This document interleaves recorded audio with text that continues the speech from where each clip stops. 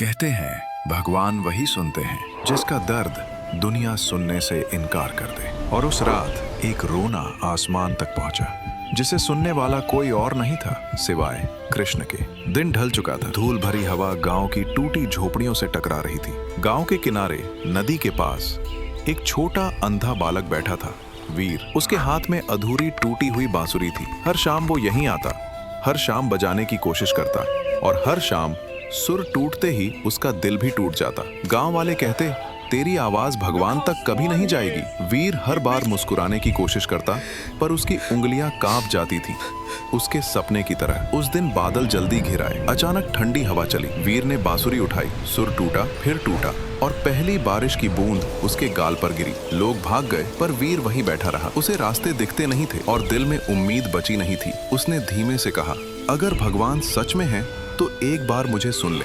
तूफान ने उसकी आवाज निगल ली। दुनिया ने पीछे मुड़कर नहीं देखा पर कहीं बहुत दूर एक मोर पंख हिल गया। बारिश अचानक धीमी हुई, हवा थम गई अस्वाभाविक रूप से, मानो प्रकृति ने अपनी सांस रोक ली हो। वीर ने महसूस किया कोई उसके पास बैठा था, न आवाज न भार, सिर्फ एक शांत दिव्य उपस्थिति। उसके कंधे पर हल्की गर्माहट रखी गई, जैसे चांदनी हाथ बनकर उतर आई हो। एक सौम्य गंध फैल गई, मोर पंख जैसी। वीर ने पूछा भी नहीं क्योंकि वो रोने में व्यस्त था। एक बहुत कोमल आवाज आई, बांसुरी मुझे दो। वीर ने कांपते हाथों से बांसुरी आगे की। वो छूते ही हल्की सी कंपन हुई। टूटे बांस के भीतर जैसे कोई जीवन लौट आया। उसने बांसुरी को ठीक किया, हर उंगली का स्थान सेट किया।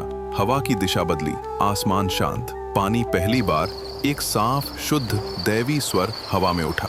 तूफान के बाद की नीरवता में संगीत इतना पवित्र था कि मानो आकाश उसे थाम रहा हो। और तभी एक मोर पंख धीरे से उसकी बांह पर गिरा।